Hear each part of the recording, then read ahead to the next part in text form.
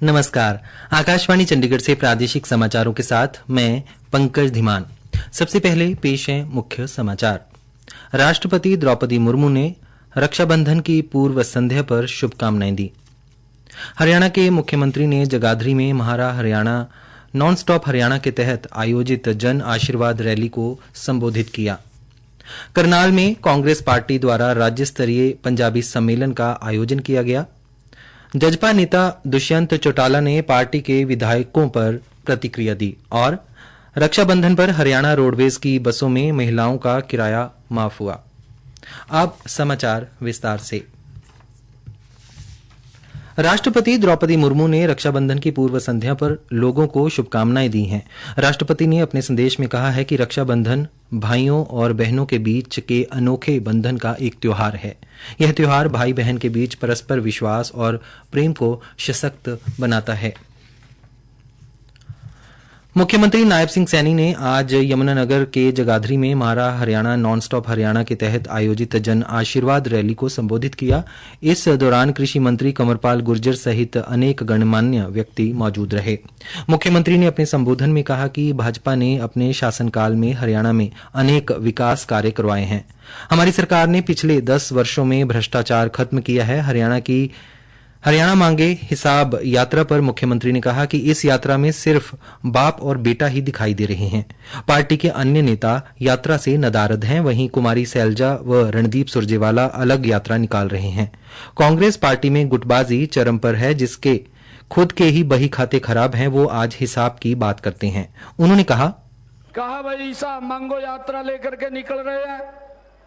अरे इनको कोई समझाए भूपेंद्र हुड्डा को। अरे हुड्डा साहब, हम तो हर साल हिसाब देते हैं जनता के बीच में जाकर के, तो आज हिसाब मांगने के लिए आ गया। बापू बेटा घूम रहे हैं दोनों, और कोई नहीं है। बापू बेटा है। शैलजा की रणदीप सिंह की जो लड़ाई है वो लड़ाई वैसी नहीं है। लड़ाई उनकी है। कहा यो अपने आप खा जा, कहा अपने आप जीम जा, मनु धंधा नहीं है कहा कुछ। वहीं कृषि मंत्री कंवरपाल गुर्जर ने उपस्थित जनसमूह को संबोधित करते हुए यमुनानगर में सरकार द्वारा करवाए गए विकास कार्यों की जानकारी जनता के समक्ष रखी। साथ ही उन्होंने कांग्रेस पर भी निशाना साधा। मुख्यमंत्री नायब सिंह ने कल हिसार के हांसी में जन आशीर्वाद रैली में शिरकत करते हुए लोगों को संबोधित किया। उन्होंने कहा कि आचार संहिता के बाद यह उनकी पहली रैली है और वह हांसी की जनता से आशीर्वाद लेने आए हैं। कांग्रेस पर निशाना साधते हुए उन्होंने कहा कि 2014 से पहले प्रदेश में निराशा का माहौल था। नौकरियों में क्षेत्रवाद और भाई भतीजावाद का बोलबाला था। भाजपा ने सबसे पहले प्रदेश में व्यवस्था परिवर्तन करने का काम किया। भाजपा की सरकार के सत्ता में आने से पहले सरकारी योजनाओं का लाभ उन्हीं लोगों तक पहुंचता था जिनकी पहुंच कांग्रेस के लोगों तक थी, परंतु आज हर सरकारी योजना का लाभ देने के लिए हमारी सरकार स्वयं पात्र लोगों तक पहुंच रही है। आज करनाल में कांग्रेस पार्टी द्वारा राज्य स्तरीय पंजाबी सम्मेलन का आयोजन किया गया, जिसमें कांग्रेस के पूर्व मुख्यमंत्री भूपेंद्र सिंह हुड्डा बतौर मुख्य अतिथि शामिल हुए। उन्होंने पंजाबी सम्मेलन में कहा कि मैं भी पंजाबी हूं क्योंकि मैं संयुक्त पंजाब में पैदा हुआ था। यहां जो लोग बैठे हैं ये मेहनत करके आगे बढ़े।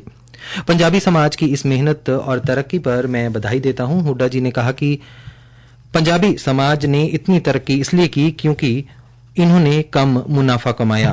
पूर्व मुख्यमंत्री हुड्डा ने पंजाबी सम्मेलन में बड़ी घोषणा करते हुए कहा कि हमारी पार्टी सत्ता में आएगी तो विस्थापित समाज के लिए कल्याण बोर्ड का गठन करेगी ताकि पंजाबी समाज की दुख तकलीफों को हल किया जा सके। विस्थापन के समय बहुत से लोगों का पुनर्वास हुआ जबकि बहुत लोग रह गए। हम उनका समाधान करेंगे। हमारी सरकार सत्ता में आएगी तो इस समाज को पूरा मान सम्मान और उनका उचित स्थान दिया जाएगा। उन्होंने कहा कि चाहे राज्यसभा हो या कोई और पद, हमने इस समाज को उचित स्थान देने का भरपूर प्रयास किया है और आगे भी करते रहेंगे।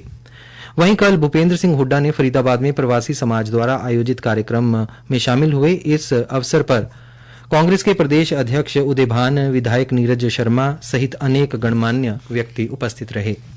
कार्यक्रम के बाद एक प्रेस वार्ता को संबोधित करते हुए भूपेंद्र सिंह हुड्डा ने बीजेपी पर हमला बोलते हुए कहा कि 4 अक्टूबर को बीजेपी सत्ता से बाहर होगी। उन्होंने कहा कि आगामी चुनाव में कांग्रेस अपनी प्रक्रिया के तहत जिताऊ और बेहतरीन उम्मीदवारों को टिकट देगी।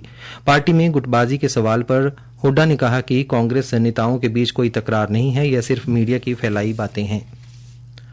प्रदेश में विधानसभा चुनावों का बिगुल बजते ही सभी राजनीतिक दलों ने जनसभाओं एवं रैलियों का आयोजन करना आरंभ कर दिया है। इस कड़ी में जींद और कांग्रेस द्वारा बदलाव रैली का आयोजन किया गया, जिसमें सांसद कुमारी सैलजा और रणदीप सुरजेवाला ने शिरकत की। उपस्थित जनसमूह को संबोधित करते हुए दोनों नेताओं ने सत्तारूढ़ सरकार की नीतियों की आलोचना करते हुए अनेक मुद्दों को जनता के समक्ष रखा। रणदीप सुरजेवाला ने कहा कि इस बदलाव रैली के माध्यम से जनता को संदेश दिया गया है कि 1 अक्टूबर को इस सरकार के कुशासन पर वोट करें, क्योंकि भाजपा सरकार ने पिछले 10 वर्षों में भाई भतीजावाद, युवाओं के साथ छल करके शासन किया है। महिलाओं और व्यापारियों के साथ जो अत्याचार पिछले 10 वर्षों के दौरान हुए हैं, अब उनका बदला लेने का समय आ गया है। उन्होंने मुख्यमंत्री के सवाल के जवाब में कहा कि चुने हुए विधायक और केंद्रीय कमेटी मुख्यमंत्री का चयन करेगी। सिरसा से सांसद कुमारी सैलजा ने भाजपा पर निशाना साधते हुए कहा कि आगामी विधानसभा चुनाव में कांग्रेस की सरकार बनने जा रही है। प्रादेशिक समाचार आकाशवाणी चंडीगढ़ से प्रसारित किए जा रहे हैं। जजपा नेता दुष्यंत चौटाला ने पार्टी के विधायकों पर प्रतिक्रिया देते हुए कहा कि जो लोग पार्टी छोड़कर गए, उनमें से 6 तो लोकसभा चुनाव में भी पार्टी से दूरियां बना चुके थे। जब कार्यकाल खत्म हो जाता है तो इस्तीफा देना मात्र औपचारिकता रह जाती है। चौधरी देवीलाल ने भी यही दौर देखा। संघर्ष का दौर में लोग उन्हें भी छोड़कर चले गए। पार्टी एक बार फिर मजबूती से खड़ी होगी। उन्होंने कहा कि पार्टी जल्द ही होने वाली बैठक में उम्मीदवारों के नाम पर चर्चा करेगी। त्रिशंकु नतीजों के आधार पर जजपा की भूमिका बहुत मजबूत होगी और प्रदेश का नेतृत्व भी जननायक जनता पार्टी ही करेगी। एक नया इतिहास आगामी 42 दिनों के अंदर प्रदेश में रचने का काम। पार्टी की पीएसी की बैठक होगी, उसके अंदर जो साथी इच्छुक है उनके नाम पे चर्चा और समय अनुसार ही घोषणा उम्मीदवारों की होगी। अभी तो नॉमिनेशंस के लिए भी 12 दिन का समय बिल्कुल, और परिस्थितियां अनुकूल बनेगी। और मैं मानता हूँ त्रिशंकु के अंदर भी जननायक जनता पार्टी की भूमिका अहम नहीं, पहले से ज्यादा मजबूत भी हो। प्रदेश का नेतृत्व भी जननायक जनता पार्टी। वहीं आज भिवानी पहुंचे जजपा के राष्ट्रीय अध्यक्ष डॉक्टर अजय चौटाला ने पार्टी के बागी विधायकों को लेकर कहा कि चुनाव के समय ऐसा होता है, अब कांग्रेस में भी ऐसी ही भगदड़ मचेगी। उन्होंने कहा कि जेजेपी चुनावों को लेकर पूरी तरह से तैयार है। दीपेंद्र हुड्डा व बीरेंद्र सिंह द्वारा जजपा को कैंडिडेट भी न मिलने के बयान पर उन्होंने कहा कि हमने सबसे पहले कुछ कैंडिडेट घोषित किए हैं और बाकी भी जल्द ही घोषित कर दिए जाएंगे। हिसार के जिला निर्वाचन अधिकारी प्रदीप दहिया ने कल एक पत्रकार वार्ता के दौरान कहा कि विधानसभा चुनावों की घोषणा के साथ ही जिला में आदर्श आचार संहिता लागू हो गई है और सभी को इसकी पालना करना आवश्यक है। निर्वाचन आयोग द्वारा 5 सितंबर को चुनावों से संबंधित राजपत्र अधिसूचना जारी की जाएगी। वहीं जिला में मतदाताओं का विवरण देते हुए उन्होंने कहा कि जिले में वर्तमान तिथि के अनुसार 7 विधानसभाओं में कुल 13,57,489 मतदाता हैं। सभी राजनीतिक पार्टियों के साथ बैठक कर आचार संहिता से संबंधित जानकारी दे दी गई है।